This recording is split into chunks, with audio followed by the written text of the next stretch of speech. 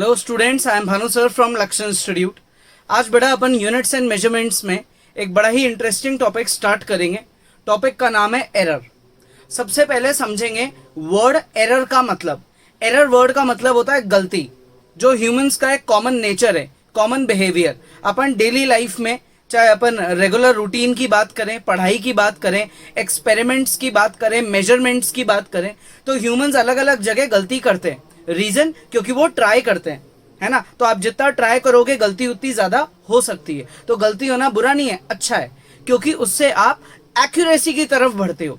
जैसे जैसे आप बार बार कोई चीज को एक्सपेरिमेंट करते हो, किसी चीज को रिपीट करते हो, तो गलती होने के चांसेस उतने कम होने लग जाते हैं। जैसे क्रिकेट खेलने से पहले जो क्रिकेटर है, जो बैट्समैन है, ऑब्वियसली जो बॉलर्स हैं वो नेट प्रैक्टिस करते हैं। तो वहां पे वो आप खुद का क्या करते हैं, वो एरर को डिक्रीज करते हैं ताकि वो मेन मैच में अच्छा परफॉर्म करें। कॉमन बात है। तो एरर यानी कि मिस्टेक, जो कि एक ह्यूमन नेचर है।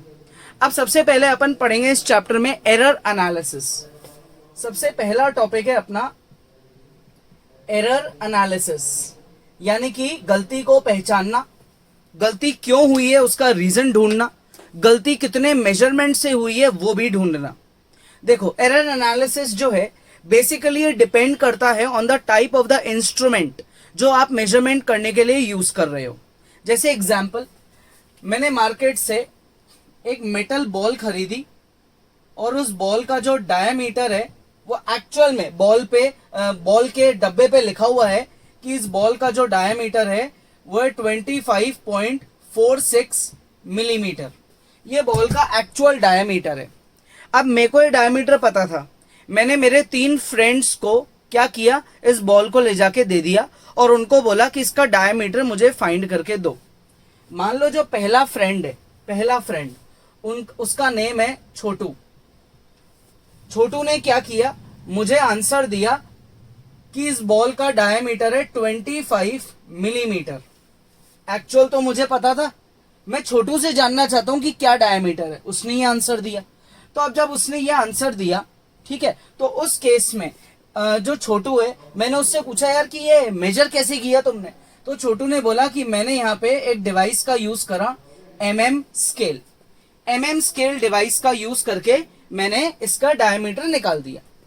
फिर मैं अगले दिन दूसरे फ्रेंड के पास गया। दूसरे फ्रेंड का नाम था मान लो मोटू, ठीक है। तो मैंने मोटू को भी सेम बॉल दी, मोटू ने मेजर करा और डायमीटर निकाला 25.4 मिलीमीटर। तो मैंने उससे पूछा कि भाई अब आपने कौन सा डिवाइस यूज करा। तो मोटू ने बोला कि मैंने यूज करा है वर्नियर कैलिपर का मैंने यूज करा है, ठीक है। क्लियर यहां तक। तीसरे दिन मैंने एक और दोस्त को मेरे डिवाइस दिया और उसने मुझे बोला कि इसका जो डायमीटर है वो है 25.44 या बल्कि 25.45 मिलीमीटर। ये तो काफी एक्यूरेट वैल्यू निकल गई। इसने यूज करा किसका, स्क्रू गॉज का। तीनों की वैल्यू एग्जैक्ट वैल्यू से मैच कर रही है क्या? बिल्कुल भी नहीं कर रही। यानी कि तीनों की वैल्यू के मेजरमेंट में क्या है, एरर है। और ये एरर किसी में बहुत ज्यादा है, किसी में कम है और किसी में बहुत कम है। किस पे डिपेंड कर रहा है, इंसान पे कर रहा है क्या? नहीं, ये डिपेंड कर रहा है कि इन्होंने डिवाइस कौन सा यूज करा, एमएम स्केल, वर्नियर कैलिपर और स्क्रू गॉज। इसका मतलब द मोर एक्यूरेट और द मोर प्रिसाइज और the more technical advanced device you are using, the more accurate will be your value. Common बात है ना। इन तीनों में सबसे ज्यादा अच्छा डिवाइस स्क्रू गॉज है, इसलिए सबसे अच्छा रिजल्ट भी इसने ही दिया। तो यहाँ एरर होने के चांस बहुत कम है, यहाँ थोड़े से ज्यादा है और यहाँ काफी ज्यादा है। क्लियर यहाँ तक? आगे इतना समझ में। तो ये होता है एरर वर्ड का मतलब। अब अगर मुझे फाइनल आंसर चाहिए कि मैं चाहता हूं एग्जैक्ट वैल्यू मुझे मिले, तो मैं क्या करूंगा, मैं गोटू को बोलूंगा 2-3 बार और मेजर कर लो यार, एक बार कंफर्म कर लो। तो जब ये 2-3 बार और मेजर करेगा तो मैं हर बार इससे रिजल्ट पूछूंगा। अगली बार ये मुझे रिजल्ट बोलेगा 25.47, फिर अगली बार ये मुझे रिजल्ट बोलेगा 25.46। मेरे पास ये 3 रिजल्ट आ गए। मैं क्या करूंगा, अब फाइनल वैल्यू पता करने के लिए बड़ा कॉमन सा एक ट्रिक लगाऊंगा, बड़ी कॉमन मैथ्स की कैलकुलेशन। मैं सारी वैल्यूज को ऐड कर दूंगा, ठीक है, क्योंकि मुझे एक्यूरेट आंसर चाहिए, और उन्हें डिवाइड कर दूंगा 3 से। ये मैंने बड़ा ही एक कॉमन मेथड लगाया, उससे जो मेरा आंसर है वो ऑलमोस्ट 100% एक्यूरेट निकल जाएगा। दैट इज मैं ट्रू वैल्यू पे पहुंच जाऊंगा। तो जब भी आपको कोई भी चीज मेजर करनी हो, whether it is length, mass, volume, density, current, है ना, कुछ भी चीज हो, कुछ भी, तो आपको उस चीज का एक बार मेजरमेंट नहीं करना चाहिए, 3 से 4 बार रिपीटिवली उसको मेजर करो। जो आपके रिजल्ट्स आए उसका क्या निकाल दो, एवरेज निकाल दो, यानी कि मीन निकाल दो।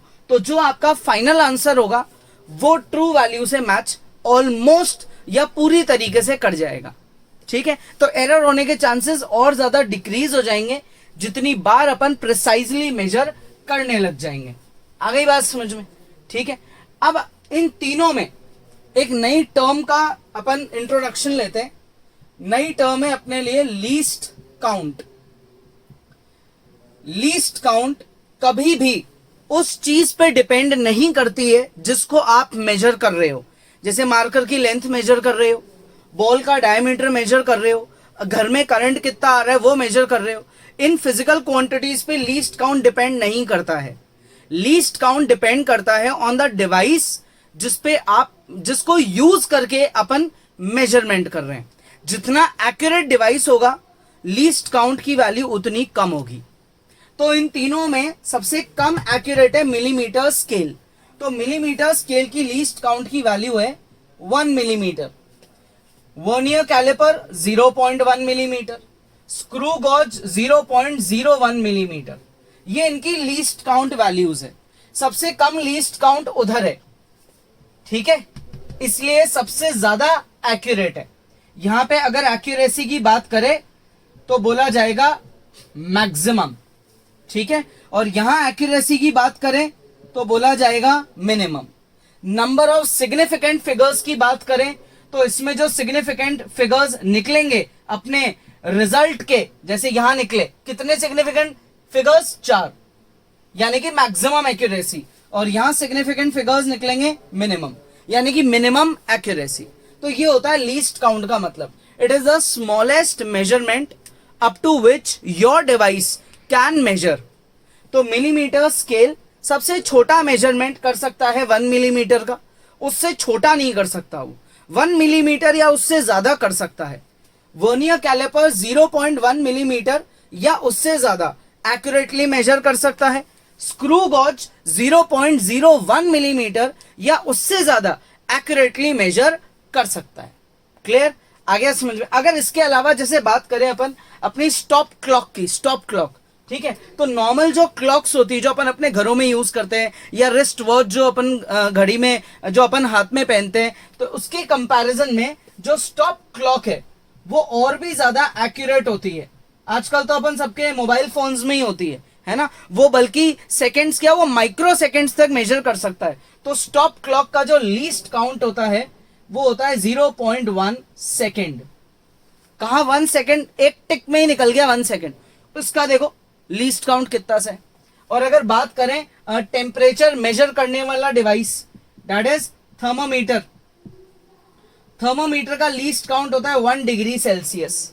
अब अगर मान लो कोई ऐसा थर्मोमीटर डिस्कवर हो जाए, या मे भी हो भी चुका हो कहीं ना कहीं फॉरेन कंट्रीज में, तो जहां पे जो लीस्ट काउंट है वो 1 डिग्री से और ज्यादा छोटा हो, तो लोग इसकी जगह और ज्यादा एडवांस थर्मोमीटर यूज करेंगे ताकि आपका जो बॉडी टेम्परेचर है या सरफेस टेम्परेचर है वो और भी ज्यादा एक्यूरेट निकले, ठीक है। सो एक्यूरेसी का मतलब less least count.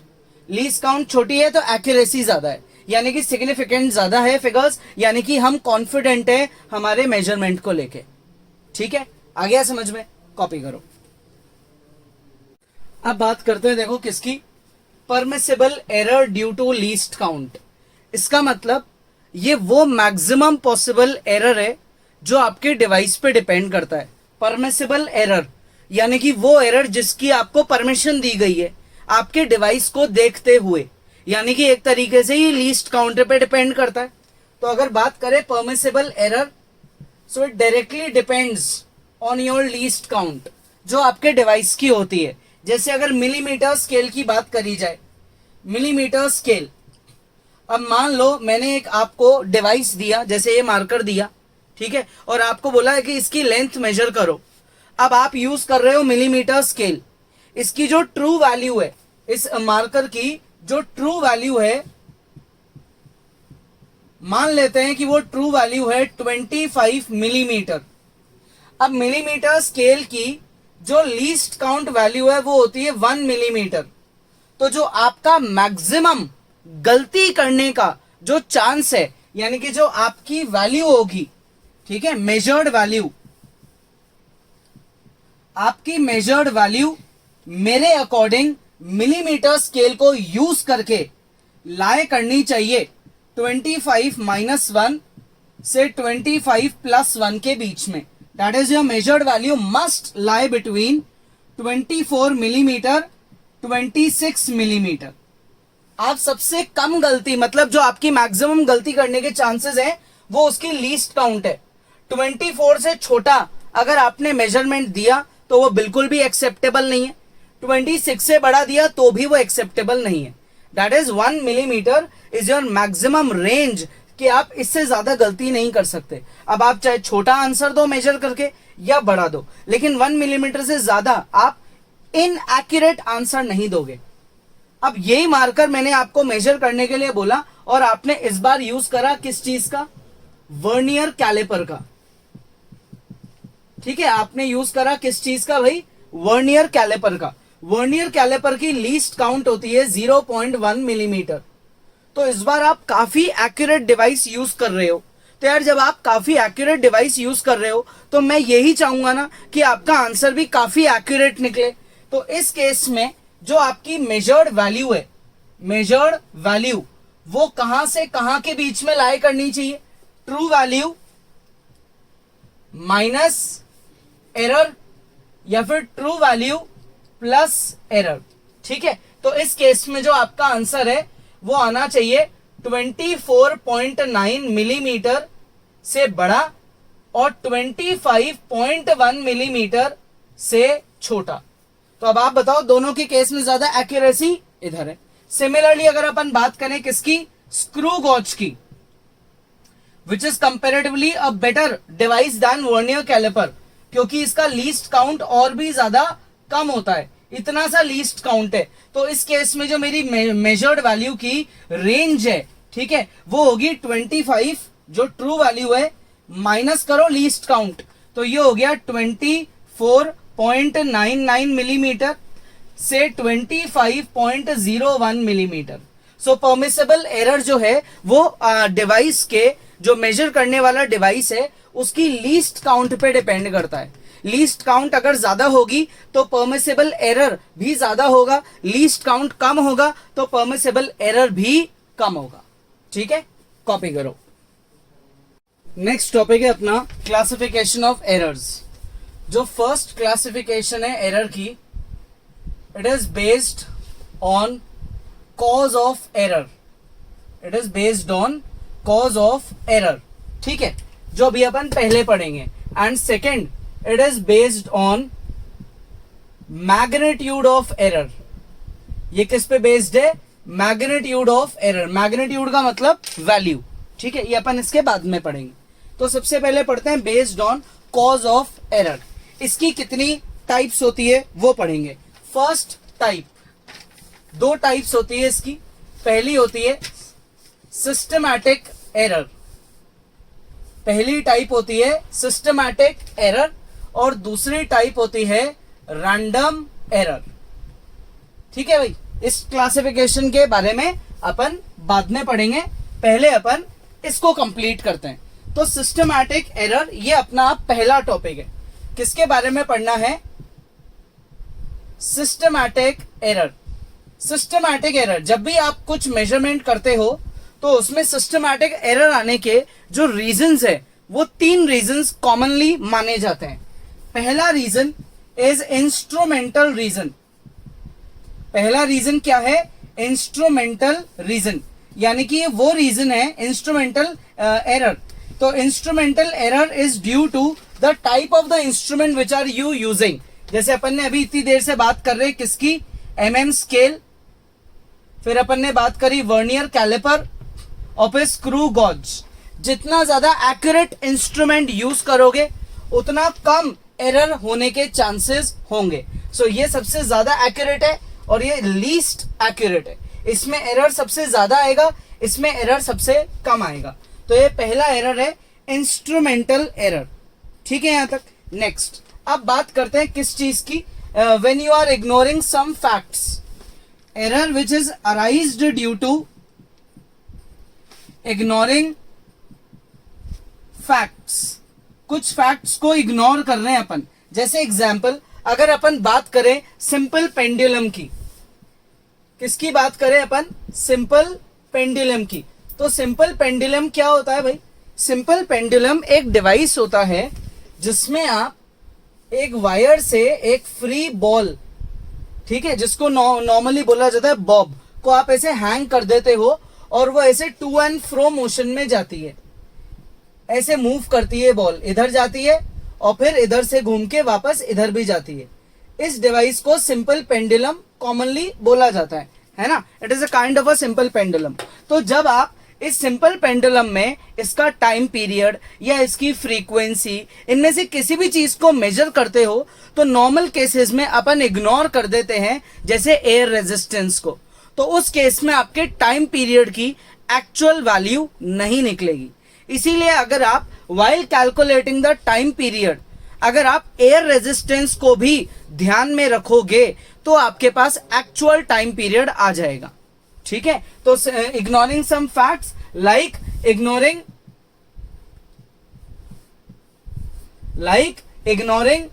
Air resistance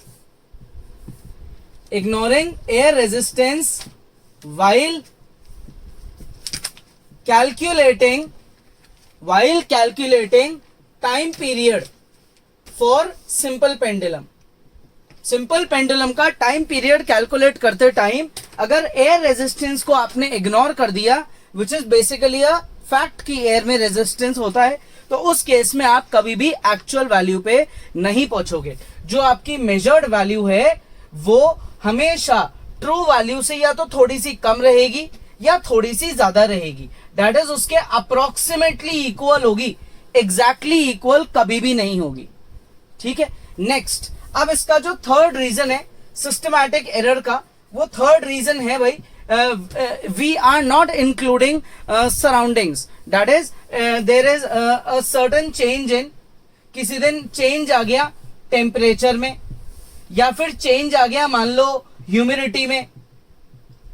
ठीक है। तो ऐसे कुछ नेचुरल चेंजेस के आने की वजह से भी एरर हो सकते हैं। कौन से error? Systematic error. So it is a kind of a, जैसे चेंज आ गया मान लो डेंसिटी में, या अपन बोले कि भाई चेंज आ गया किसमें, प्रेशर में। ठीक है।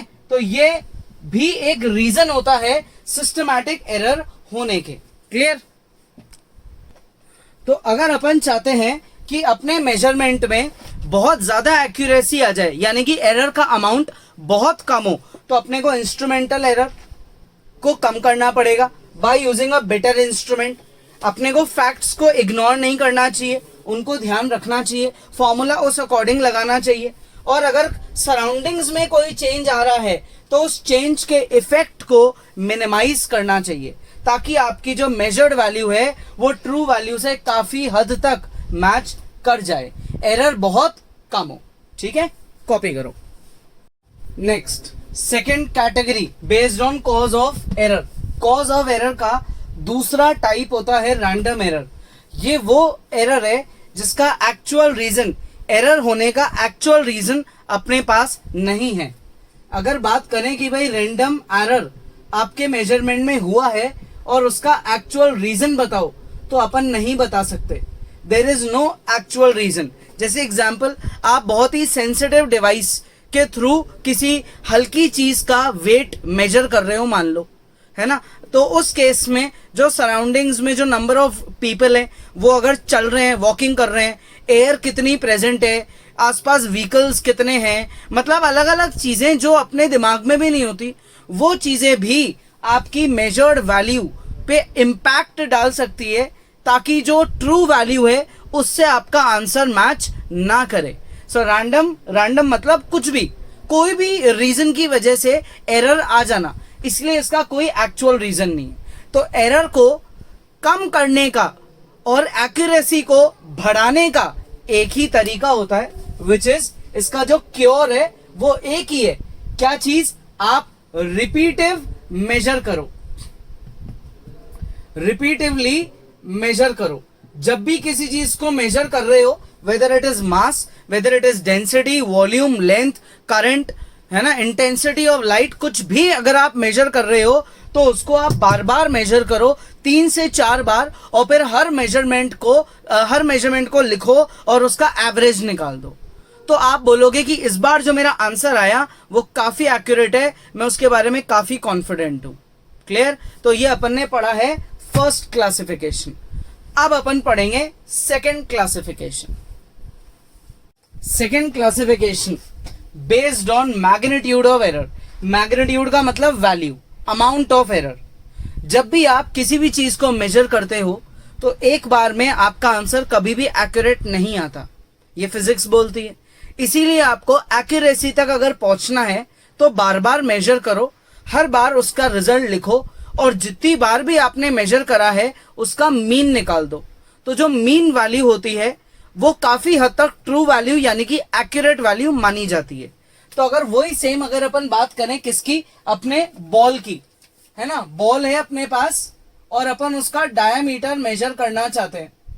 अब अपने को पता है कि बेस्ट डिवाइस स्क्रू गॉज है भाई, मिलीमीटर स्केल, वर्नियर कैलिपर और स्क्रू गॉज, तीनों में बेस्ट स्क्रू गॉज है। अब अपन ने स्क्रू गॉज लिया और उसको मेजर करा, किसको? इसके डायामीटर को।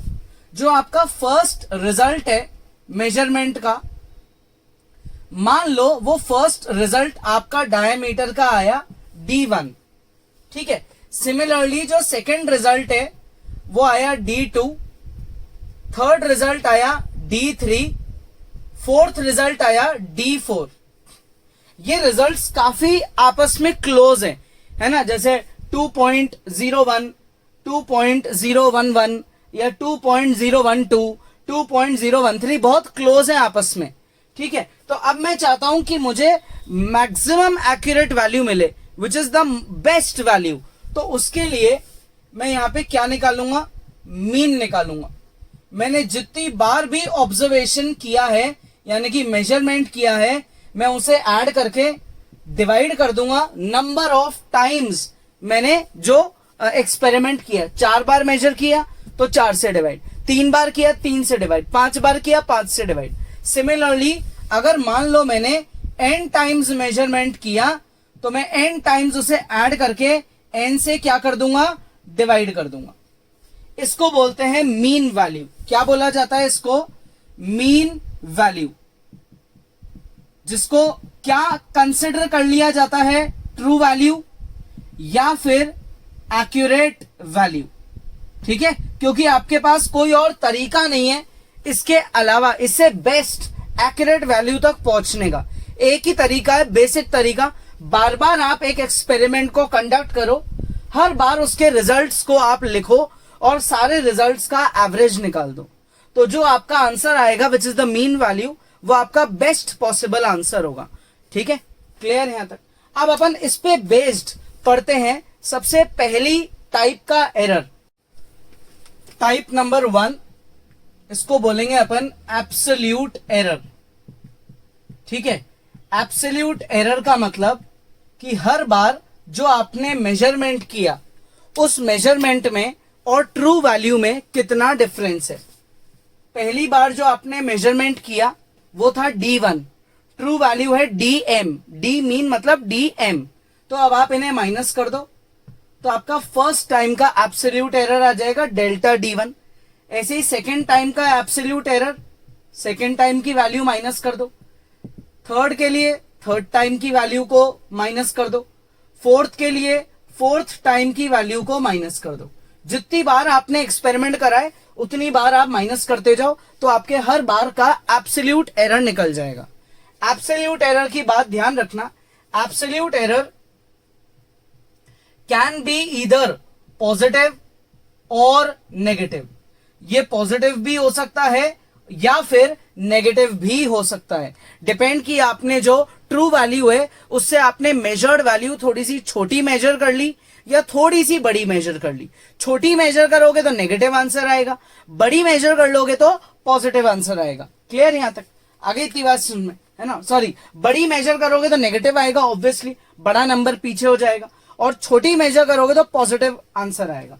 तो एब्सोल्यूट एरर जो है वो पॉजिटिव नेगेटिव कुछ भी हो सकता है। अब इसके बाद बात करते हैं अपन किसकी? Second type of error is mean absolute error. Mean absolute error का मतलब जितनी बार आपने मेजरमेंट किया, आपने सबसे पहले सारी मेजरमेंट्स का मीन निकाला, दैट इज ट्रू वैल्यू निकाली, और फिर आपने हर बार ट्रू वैल्यू में से आपकी मेजर्ड वैल्यू को माइनस करके एब्सोल्यूट एरर निकाला, which can be either positive और नेगेटिव।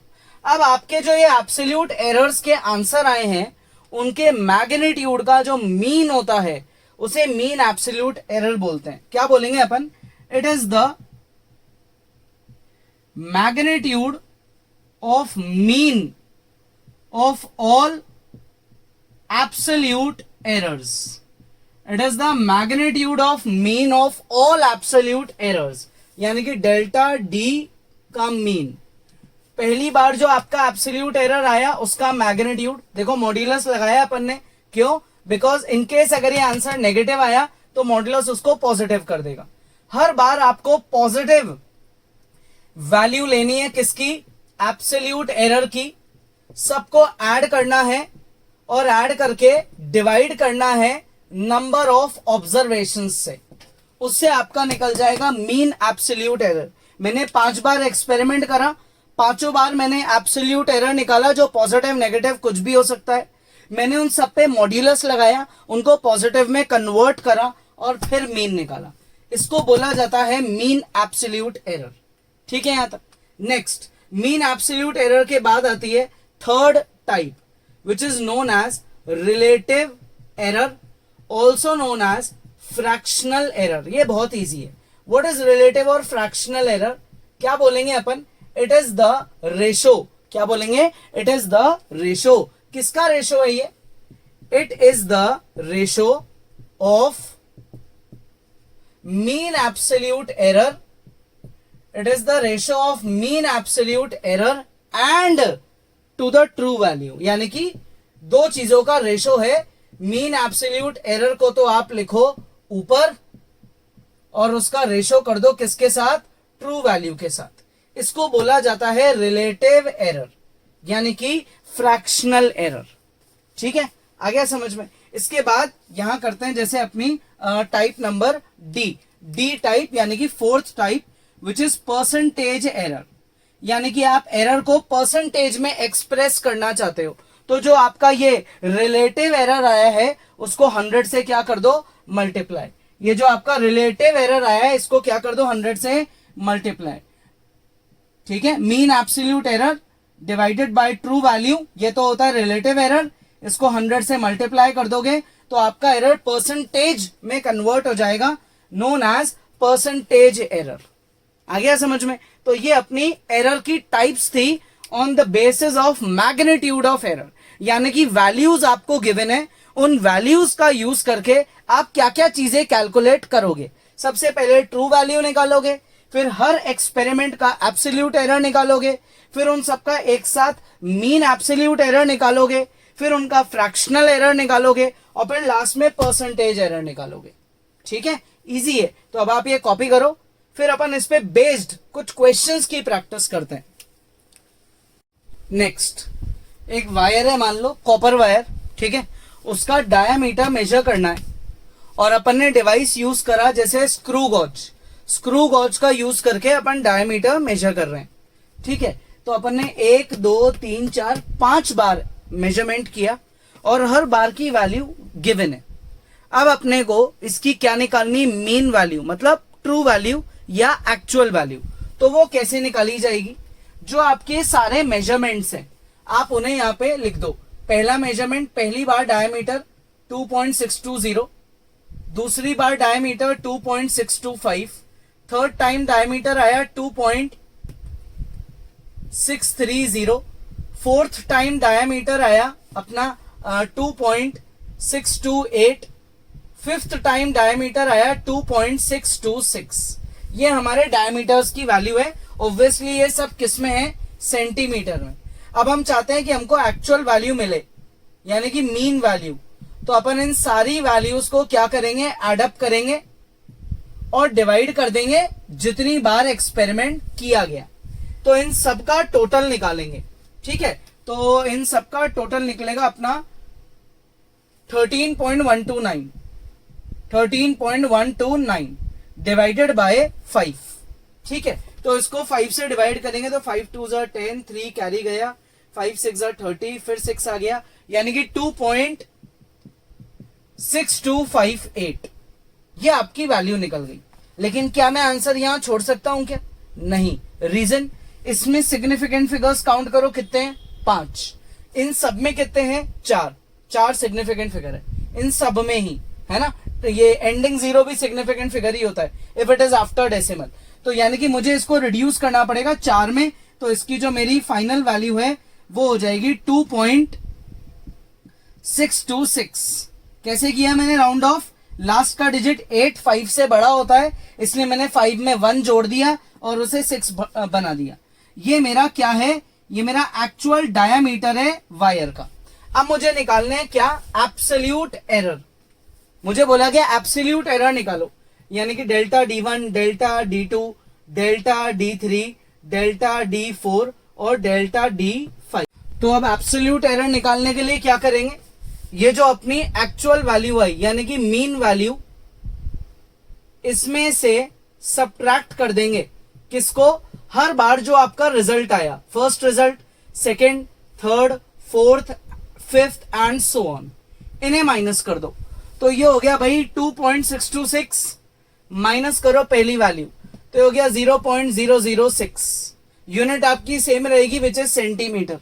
ऐसे ही आप सेकेंड वैल्यू को माइनस करो तो ये हो जाएगा 0.001। फिर ऐसे ही आप थर्ड वैल्यू को माइनस करो तो ये हो गया माइनस का 0.004। फिर आ जाएगा अपना माइनस का 0.002 और लास्ट आ जाएगा अपना 0, क्योंकि ये तो एग्जैक्टली सेम है। ये आपके सारे क्या आ गए, एब्सोल्यूट एरर्स आ गए। अब अपने को चाहिए mean absolute error, delta D का मीन। तो क्या करेंगे, इन सब की पॉजिटिव वैल्यूज लेंगे, delta D1, delta D2, delta D3 और उन सारी पॉजिटिव वैल्यूज को ऐड करते जाएंगे, डेल्टा D4, ठीक है, लास्ट डेल्टा D5 ऐड करके डिवाइड कर देंगे किससे, 5 से। तो अब आप इन सब का टोटल करो पॉजिटिव वैल्यू का, 6 + 1 7, 7 + 4 11, 11 और 2 हो गया 13। तो ये मेरा टोटल आएगा 0.013। इसको मैं डिवाइड कर दूंगा किससे, 5 से। तो ये 5 से बड़ा इजी है डिवीजन, तो ये मेरा आंसर आएगा 0.0026। अब क्या मैं आंसर यहां छोड़ सकता हूं, ये सही है क्या, नहीं, इसमें गड़बड़ है। किस चीज की, मेरे सिग्निफिकेंट फिगर्स की। इन सब में सिग्निफिकेंट फिगर कितने हैं, 1। तो इसमें भी कितने होने चाहिए, 1 ही सिग्निफिकेंट फिगर होना चाहिए। तो अगर एक ही सिग्निफिकेंट फिगर होना चाहिए तो मैं 6 को क्या करूंगा, एक लेवल बढ़ा, 6 जो है 5 से बड़ा है तो मैं 2 का एक लेवल बढ़ा के 3 लिख दूंगा। तो मेरा इसका आंसर है 0.003। ये मेरा है मीन एब्सोल्यूट एरर, ठीक है। ये मैंने राउंड ऑफ कर दिया, इसको क्या कर दिया, राउंड ऑफ करके लिख दिया। नेक्स्ट आता है अपना फ्रैक्शनल एरर। तो delta D mean divided by, किससे डिवाइड करेंगे अपन, इसको अपन डिवाइड करेंगे डेल्टा डी से, मतलब आपके डी मीन से, डी एम से, एक्चुअल जो ट्रू वैल्यू आई, यानी कि 0.003 डिवाइडेड बाय 2.626। सबसे पहले तो आप डेसिमल से डेसिमल को हटा दो, तो ये हो गया 3 डिवाइडेड बाय 2626, ठीक है। तो मैं इनको डिवाइड करूंगा तो मेरा आंसर निकलेगा 0.001। साथ में कॉपी करते रहना भाई। ये आपका क्या है, रिलेटिव यानी कि फ्रैक्शनल एरर है। अब आता है परसेंटेज एरर पे। तो जो आपका ये फ्रैक्शनल एरर आपने जो निकाला है उसको क्या कर दो, 100 से मल्टीप्लाई, यानी कि 0.001 मल्टीप्लाई बाय 100। तो ये मेरा निकल जाएगा 0.1 परसेंटेज। ये मेरा फ्रैक्शनल एरर है, यानी कि परसेंटेज वाइज आप इतना एरर कर सकते हो। अब आप एरर जरूरी नहीं कि हमेशा बढ़ाओगे, आप डिक्रीज भी कर सकते हो, यानी कि एक्चुअल वैल्यू से आपका मेजरमेंट इतनी परसेंटेज ज्यादा भी आ सकता है या फिर इतनी परसेंटेज कम भी आ सकता है। अब मुझे बोला जाए कि फिर आप एक काम करो, हमको ट्रू वैल्यू क्या आएगी वो बताओ, क्या होगी ट्रू वैल्यू। तो मैं बोलूंगा कि भाई जो ट्रू वैल्यू है उसको लिखने का तरीका है कि जो हमारी mean value I which is 2.626, उसमें आप इस परसेंटेज एरर को या इस फ्रैक्शनल एरर को ऐसे लिख दो, यानी कि इस ट्रू वैल्यू से इतनी सी ज्यादा भी आ सकती है और इस ट्रू वैल्यू से इतनी सी वैल्यू कम भी आ सकती है। हमेशा प्लस माइनस लगाते हैं क्योंकि मेजरमेंट करते टाइम वैल्यू या तो थोड़ी सी ज्यादा मेजर हो सकती है या थोड़ी सी कम मेजर हो सकती है, दोनों चीजें करेक्ट है। ठीक है, कॉपी कर लो। देखो एक और बड़ा इजी सा क्वेश्चन करते हैं आज। Different measurements of mass of a bag. एक बैग है, उसका मास आपको गिवन है। ठीक है, मान लो आप सब्जी खरीदने गए, आपने सब्जी वाले के कुछ आलू पड़े हुए देखे और आपने बोला कि यार इस आलू को बैग में डाल दो और उसको वेट कर दो। उसने ये वेट किया। अब आपने कहा यार एक बार में तो समझ नहीं आया, वेट 2-3 बार और करो। तो उसने 5 बार वेट करके आपको बता दिया, बोला भाई साहब आप कुछ भी कर लो, हम मेरे को तो पैसे दे दो। तो अब आपने क्या किया, आपने दिमाग लगाना चालू कर दिया। आपने बोला भाई देख तेरा पहली बार जो वेट आया मैं उसको मान लेता हूँ W1, या जो पहली बार मास आया मैं उसको मान लेता हूँ M1 M2, ऐसे मैं M ले सकता हूँ या X, कुछ भी ले सकते हैं अपन। ये तो एक वेरिएबल है, रैंडम वेरिएबल, जिसको आप कुछ भी ले सकते हो, X1 X2 X3 X4 और X5। ये मेरी सारी रीडिंग्स है, ये सारे मेजरमेंट्स है मेरे, और ये सारे मेजरमेंट्स है किलोग्राम में। ठीक है यहाँ तक, क्योंकि मास का ऐसा यूनिट किलोग्राम में होता है। अब सबसे पहले मैं पहुंचूंगा ट्रू वैल्यू पे। ट्रू वैल्यू का मतलब होता है मीन वैल्यू, यानी कि एब्सोल्यूट वैल्यू।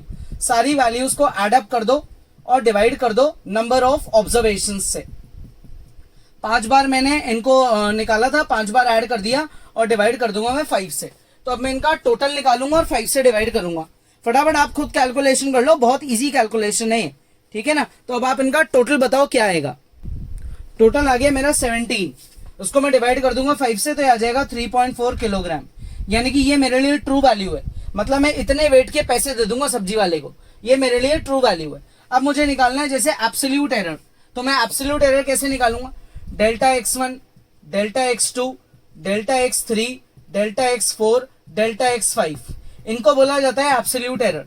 यानी कि जो आपकी एक्चुअल वैल्यू आई, ठीक है, XM एब्सोल्यूट मतलब जो एक्चुअल वैल्यू आई उसमें से आप क्या करो, माइनस करते जाओ हर बार की आपकी मेजर्ड वैल्यू को।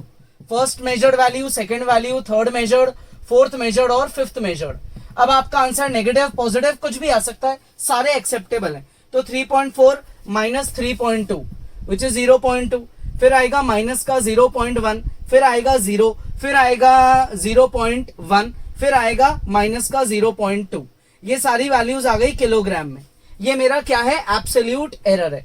अब मुझे निकालना है मान लो mean absolute error, delta X का मीन। तो मैं क्या करूंगा, इन सारी पॉजिटिव वैल्यूज को काउंट करूंगा, delta X1 delta X2 delta X3 delta X4 delta X5, और इन सब का क्या निकाल दूंगा, एवरेज निकाल दूंगा, यानी कि मीन निकाल दूंगा। तो इनकी पॉजिटिव वैल्यूज लो, 2 + 1 3, 3 + 1 कितना हो गया भाई 4, 4 + 2 हो गया 6, यानी कि 0.6 डिवाइडेड बाय 5। तो ये हो गया भाई मेरा 0.12। ये मेरी मीन वैल्यू है। लेकिन क्या ये मैंने सही निकाला है आंसर, मुझे यहाँ छोड़ना चाहिए इसको, नहीं। क्यों, लॉजिक लगाओ सिग्निफिकेंट फिगर और राउंडिंग ऑफ का। यहाँ कितने सिग्निफिकेंट फिगर्स हैं, 1 है ना, 0 तो प्योर नंबर है, इसमें तो इनफाइनाइट है। बाकी इन सब में कितने सिग्निफिकेंट फिगर्स हैं भाई, 1। तो इसमें भी कितने सिग्निफिकेंट फिगर्स होने चाहिए, सिर्फ 1। तो अब इसका जो लास्ट डिजिट है 2, वो 5 से छोटा है ना, तो इसका राउंडिंग ऑफ निकलेगा 0.1। ये मेरा इसका आंसर है। इनकेस अगर ये 2 की जगह मान लो 7 होता, तो 7 5 से बड़ा है, तो मैं 1 में एक लेवल बढ़ा के 0.2 लिखता आंसर। तो ये मेरा क्या है, मीन एब्सोल्यूट एरर। अब मुझे मान लो निकालना है इसके बाद क्या चीज, फ्रैक्शनल एरर। फटाफट पॉज करो, फ्रैक्शनल एरर और परसेंटेज एरर एक बार खुद भी निकालो, है ना, पॉज कर लो। फ्रैक्शनल एरर के लिए delta X mean divided by original value करना पड़ता है, यानी कि 0.1 divided by 3.4 that is 1 divide by 34। Divide नहीं करा तो एक बार खुद जरूर इसकी प्रैक्टिस करो और डिवाइड का आंसर निकालो। यह आंसर आएगा आपका 0.029। फिर से चीज, यहां पे आंसर छोड़ना सही है क्या? नहीं। क्यों? क्योंकि इन दोनों में, इसमें 2 सिग्निफिकेंट फिगर है, इसमें 1 सिग्निफिकेंट फिगर है। डिवीजन का रूल होता है कम सिग्निफिकेंट वाले आंसर के अकॉर्डिंग फाइनल आंसर निकालो। तो 1 सिग्निफिकेंट फिगर पे मुझे आंसर लाना है, तो 9 जो है वो 5 से बड़ा होता है, तो मैं इसकी अप्रोक्सीमेट वैल्यू लिख दूंगा 0.03। 2 का एक लेवल बढ़ा दूंगा। ये मेरा क्या है? ये मेरा फ्रैक्शनल यानी कि रिलेटिव एरर है। अब बात करते हैं परसेंटेज एरर की। तो परसेंटेज एरर कैसे निकलेगा? फ्रैक्शनल एरर का जो आपका आंसर आया है, फ्रैक्शनल एरर का, उसे कर दो multiply by 100, that is 0.03 multiply by 100, तो आंसर आ गया 3%। ये आपका क्या है? ये आपका परसेंटेज एरर है। ठीक है। अब आपको बोला जाए कि आप इसकी ट्रू वैल्यू, जो एक्चुअल वैल्यू है, उसको कैसे रिप्रेजेंटेशन करोगे? रिप्रेजेंटेशन ऑफ ट्रू वैल्यू कैसे करी जाएगी भाई? ये मेरी क्या थी? ये मेरी एक्सेप्टेबल ट्रू वैल्यू थी। सारी वैल्यूज का मैंने एवरेज निकाल दिया था, तो मैं इसको लिख दूंगा 3.4 प्लस माइनस 3%, यानी कि 3.4 से 3%, मतलब 0.03 थोड़ा सा ज्यादा भी मेजर हो सकता है या उससे थोड़ा सा कम भी मेजर हो सकता है, उतना एक्सेप्टेबल है। इतना एरर एक्सेप्टेबल है, यानी कि अपन अलाउ कर सकते हैं, इससे ज्यादा अलाउ नहीं करेंगे। ठीक है, कॉपी कर लो। अब आज की क्लास में अपन ने एरर में काफी चीजें डिस्कस करी है। नेक्स्ट टॉपिक जो है वो इसी को आगे कंटिन्यू करेंगे। एरर के बारे में और कुछ नई चीजें पढ़ेंगे, कुछ रूल्स पढ़ेंगे एरर को कैलकुलेट करते time, while addition, while subtraction, multiplication, division and powers, उनमें एरर को कैसे डील किया जाता है। ठीक है। कोई भी डाउट है आज के वीडियो में, आप वीडियो दोबारा देख लो या आप हमें इन्फॉर्म करो। नेक्स्ट क्लास में आगे पढ़ेंगे।